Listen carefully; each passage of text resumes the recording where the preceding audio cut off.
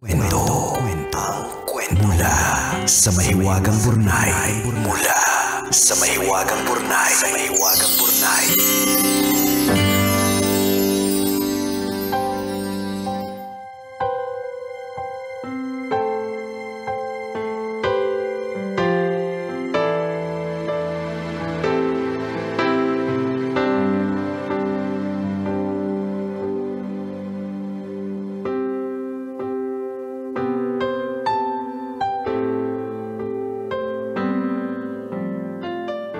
Dear Nicole and Diego, itago niyo na lang ako sa pangalang Carol, 25 years old at nagtatrabaho bilang isang accountant sa isang auditing firm dito sa Makati. Ay, taray nung may accountant tayong nakatutok! In fair. Sumulat ako kasi nasa sitwasyon ako na medyo nakakainis. Ikwento ko na ng buo, baka sakaling mabigyan niyo po ako ng payo. Ganito po kasi, 5 po kami sa isang department. Dahil medyo matagal-tagal na din po kaming magkakatrabaho, lagi po kaming magkakasama. Magkakasama kaming kumakain ng merienda at tanghalian. Pagkatapos ng trabaho, minsan lumalabas pa. Kapag may long weekend, madalas out of town kami. This year, nadagdagan po kami ng isa sa department. Itago po natin siya sa pangalang Liza. Mabait naman po siya at madaling makasundo. Isa lang po ang problema namin sa kanya. Hindi siya nagbabayad kapag kasama namin siyang lumalabas.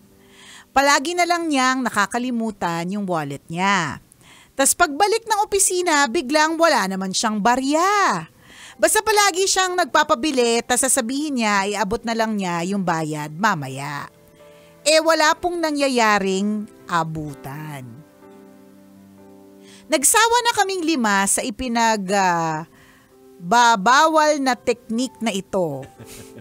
Kaya hindi na namin siya niyayaya kapag lalabas kami para kumain.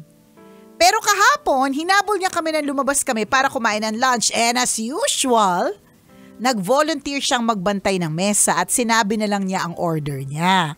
Paki-order na lang daw siya at iabot na lang daw niya ang bayad mamaya. Kasi as usual, naiwan na naman niya ang wallet niya. Pag-serve ng order namin, hinanap niya yung order niya. Walang nag-order para sa kanya kaya wala siyang pagkain. Sabi naming lahat, sakto lang kasi yung dala naming pera. Aba, nagdadabog siyang umalis. Nung pauwi na kami, nakita namin siya na kumakain sa kalapit na fast food na opisina. Di may pera naman pala. Nicole and Diego, may mga tips pa po ba kayo para matutong magbayad ng kinain niya itong bagong ka-department namin? Gusto namin siyang makabonding para solid yung department namin. Pero hanggang nagpapalibre siya ng sapilitan, malabo po itong mangyari. Salamat po sa inyong mga tips at payo, ang inyong kumikinang na tagapakinig, Carol. Hindi naman ang problema mo. Kaya nga Hindi, feeling ko, ito talaga si Carol, kaya parang ang bigat-bigat ng problem. Kasi simple lang naman, huwag niyong isama. Oh. Huwag niyong isama, sabihin mo sa kanya na mag-ambag ka, para sumama ka, kasi yun naman talaga ang tamang rules. Ganyan. Tama. Umpisa pa lang, ni-real talk niya na ni-real talk mo na. Kaya ito yung, si Carol yung tipo talagang gusto niya ng team, kaya kahit na ganon. Pero ang being part of the team means, meron talaga siyang ambag sa team. Yes. Yun lang yun. Pag wala siyang ambag sa team, in any situation, pagka ang isang team member ay walang ambag, hindi lang katulad nito na walang ambag sa pagkain, panlibre. In any situation, as long as you are part of a team, dapat may ambag ka. Pag wala kang ambag, wag kang magtaka kung bakit hindi ka sinasama o bakit outcast ka. Kasi ang nangyayari ngayon, nagiging liability na siya sa team Correct. Ikaw pabigat na Totoo, correct. Pabigat ka. Liability ka. isa kang bulok na kamatis sa loob ng basket ng mga fresh na kamatis. Tama. Rotten tomato ka. Oo. Yon. Pero pag mga ganito kasing sitwasyon, talagang nire-real talk to eh. Totoo. Mabuti man lang kung lahat kayo mayaman. Kasi may mga Oo. ganyan na parang there are people na sobrang dami nilang extrang pera. It's a non-issue. Oo. Hindi talaga siya issue yung manlibre o kaya magsama ka kahit ilan pa yan. Hindi issue kasi madaming extra eh. Correct. Pero kung halimbawa yung pera ay saktuhan lang, 'di ba? Meron ding ibang pinagkakagastosan, wala talagang extra. Issue talaga siya. Tsaka hindi naman pwedeng laging ganun, lalong-lalo na kung lahat pantay-pantay na nag-aambag. Well, siguro halos lahat naman tayo at some point of our life, naranasan Kala ko din sabi naman, mo lahat ng porn. Point pala, some point. in our life, may mga ganito din tayong sitwasyon na halimbawa, nagkayayaan na, ay sige, busog pa ako, pero wala ka talagang pera. Yan. 'Di ba? Like for example, may mga tropa ka na, tara kain tayo doon, dahil nahihiya ka talaga, wala kang pera.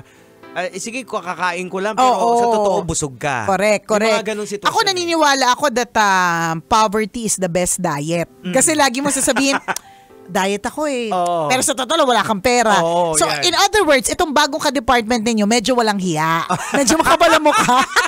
Kasi hindi siya nag-a-admit na wala siyang pera or may pera naman pala kasi nakita mo kumain sa fast food, hindi napigilan, 'di ba? The best thing talaga is to real talk the person. Yan, oo. Hindi yung ginawa ninyo baka hindi niya na-gets yun eh na okay, so hindi niyo ako binilhan. Oh, 'di ba? At hindi rin siya solusyon yung pag-iwas sa kanya kasi Ka-department mo ka-department siya. niya pa rin. So Correct. dapat talaga nire-real talk yan. Tama, 'di ba? Oo. Ganun po talaga. Kaya may mga taong there are some people na hindi sila fit na maging team player. May mga ganun eh. Meron ako mga kilala na ayaw nilang makisali. Meron silang sariling mundo. Kaya ang ginagawa nila, nagtatayo sila ng negosyo nila o kaya basta may iba silang gusto nilang department, isa lang sila. Pero meron mga iba na magaling na team players. Katulad ng mga unang team player ni Carol. 'Di ba? Naiintindihan, mag-out of town, may ambag, 'di ba? Kakain sa labas, may ambag, 'di ba? Paminsan-minsan siguro may manlilibre, pero hindi lagi. Lahat ito pantay-pantay, Ayan. May ganyan. mga gano'n naman talaga sa mga tropa. Ako, naging runner din ako ng tropa dati. Totoo! Kasi wala talaga pero sinasabi ko, wala talaga akong may ambag. So Correct. ngayon, ang ambag ko is runner ako. Anong papabili nyo? Sige, ako tatakbo. Tama yan. Ganon. Kung Kasi wala hindi ka kang maghihinayan, di ba? Correct ka. Ako, Jegs, hindi ko alam kung na-share ko to sa'yo, pero kaya ko na-experience lahat ng mga klase ng gimmick na pwedeng ma-experience ng kabataan na may pera ay na-experience ko kasi iba yung ambag ko. Kung in terms of pera, wala akong ambag dyan na parang wala talaga ako kasi sakto lang yung pera ko eh. Pero yan din. Pwede nyo akong utusan. Pero pwede nyo akong utusan o di naman kaya ang role ko talaga, kaya din siguro na-develop ko yung pagiging bida-bida, ang role ko talaga, ako yung tagapagpatawa. Yeah. So kapag halimbawa, wala ako, hindi nakasama si Emmy, ako, that's my real name, pag hindi nakasama si Emmy, malungkot sila. Yeah, tama. So kailangan, isama natin si Emmy. Mag-aambag-ambag sila para makasama yung Emmy. Kung baga kung sa 41, yan may joker palagi. Correct! Correct! At yun, I feel like yun yung ambag ko. Ako din, ganun din ang Yun yung ambag ko, parang ako yung magpapatawa sa kanya. Ako na bahala sa kayo na bahala sa sa inuman, ako na bahala sa pagbabangka. Tama, ganyan, ganon. So ang tingin ko, kaya din siguro mabigat para sa inyo itong bagong ka-department. Kasi wala rin siyang kahit anong ambag. Tingnan mo, nakaupo pa. 'Di ba? Hindi man lang yung wala na nga siya masyadong pera. Hindi natin masisisi kanya-kanya kasi po talaga tayo ng financial status eh. Yung wala na nga siyang pera, wala pa siyang inambag. Tingnan mo yung pakuya-kuya-kuy pa, umupo, orderan nyo na lang ako, pambira. Pwede siguro siya yung taga-butbit. Diba yung ganun ba? Correct. Siya yung may dala ng payong. Siya yung kapag ka naisipan na mag-grocery, siya yung mautusan niya. Yung tipong sa inuman, wala mang naiambag sa pag-inom, siya yung taga-bili ng yelo. Kasi unang-una, kung ikaw yung tropa, hindi ka manghihinayang na Correct. ako na bahala, sagot ko na si ano. Kasi Correct. nakikita mo talaga na yung trabaho niya, siya yung runner, siya yung bumabangka sa kwentuhan. Correct. Lahat. Correct. Natutuwa kayo sa kanya. Merong role. Oo. Eto nakatutok sa atin ngayon for sure, si Mama Morena ng Love Radio Palawan. Si Mama Morena ay si Jens in real life, okay? She used to be my PA. Hanggang ngayon, may ganyan pa rin siya. Sinasama namin siya sa mga trips namin. Basta available yung funds namin, kaya namin, ganun. For the purpose of. May ambag siya doon. Unang ambag. Siya ang alay pagdating sa rides. So, nung pumunta kami ng Singapore sa Universal Studios, hindi mo ako maasahan, Jigs, na sumakay sa roller coaster. Doon ako sa mga pabebeng, mga Elmo mo, mga Cookie Monster. Yung diretso lang. Tapos makikita mo mga liwanag, ganon. Pero hindi mo ako maasahan yung nakalawit yung kamay ko, iikot ako, hindi. Hindi rin ako fan sa mga ganyang rides. So, ang isasama namin, yung may ambag. At yung ambag niya, alay siya ng anak ko. Alay siya ng anak ko. Yung may kasi, sasama sa anak mo. Sa anak ko. Kasi one time, wala kaming choice. 4 lang kami. Pumunta kami ng theme park. 4 lang kami. Naswertehan yung mister ko, si Ren. Kasi sa Japan, kapag parang meron silang sample nung roller coaster eh. So, kailangan umupo ka doon, magkasya ka doon. Hindi nagkasya asawa ko. Hindi siya nagkasya, so ako yung nagkasya. So ako yung alay. Alam mo ba, Jegs, hindi ako claustrophobic o hindi rin ako nakaka-develop ng anxiety. Pero yung ride na pinasukan namin, sadako.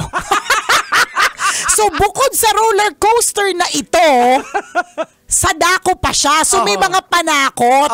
So kahit hindi ako claustrophobic, papasok pa lang kami, hindi na ako makahinga. Sabi ko, hindi na mauulit to. Magbabayad ako ng kasama next time. At yun. And isa pang purpose ni Mama Morena. Tingnan mo, kakagaling lang namin ng Puerto Princesa. Tingnan mo, ang dami kong picture. Ang dami kong picture, Jigs. Meron akong taga-picture. Meron akong taga-video. So that's the point. Lagi ka dapat may ambag. Pag wala kang ambag, ang tawag sa'yo, pabigat. Hindi ka talaga isasama. Yung mga pabigat, yun yung pag sinabi ng kapitan sa barko, malulunod na tayo. Uunahin niyang itatapon. Kailangan pagkainin yung barko. Ganyan, magtanggal ng mga pabigat. Siya una itatapon. Siya yung una. At hindi mag-iisipan lahat. Hindi yung maano sila, makukonsensya. Hindi. Agad-agad ikaw itatapon sa dagat. Alay ka doon. At Carol, hindi siya maganda sa team ninyo. Kasi yung team, sabihin natin, wala namang kinalaman to sa trabaho. No. Kasi ang tinuro sa amin dati ng boss namin dati dito, yung napaka-importante ng hallway culture na correct. Kasi nadadala mo siya sa trabaho. Tama. So, ibig sabihin, kung mabigat siya nakasama in the hallway or during times na break ninyo, mabubwisit ka. Mabubwisit ka din. Pagbalik mo sa trabaho, mainit na ulo. Buwisit ka din. Apektado. So, kailangan i-real talk nyo siya tungkol doon na meron siya dapat na ambag and you want your team to be solid. Yun yung sabi niya eh. Kasi ang maganda naman dito kay Carol Jegs, parang gusto niya na talaga na basic sa kanya yung solid yung team. Team player din siya. Team player din siya. At gusto niya, sabay-sabay ang pag-angat. Sama-sama together. Correct. Which is a good thing, diba? So, turuan mo siya. Siya naman talaga yung pinakabako. Baka, in fairness to her, baka hindi niya pa alam. Ayan. Pwede mo siguro, Carol, na i-date nyo sila na, kayong taya, sabihin nyo. Pwede din. Pero yun yung sasabihin nyo, ang purpose nun is gusto nyo magkaroon na, at eto yung nakikita nyo sa kanya. Yan. Na mabait yung tono, na hindi nyo mukha siyang, hindi kayo mukhang nagagang up at binubuli siya, ha? So, ang malaga is maintindihan niya kasi malay mo bata pa. Yes, fresh grad. Hindi niya alam. At saka baka yung kultura na pinanggalingan correct. Niya. Correct. Pwede. Diba? Natin masasabi. Oras natin mga kabisyo. 1:39. Ako pong kumikinang na ulo, Diego Bundico. At akong kumikinang ina mo, Nicole Yala. Kailangan pa bang i-memorize yan? Basic!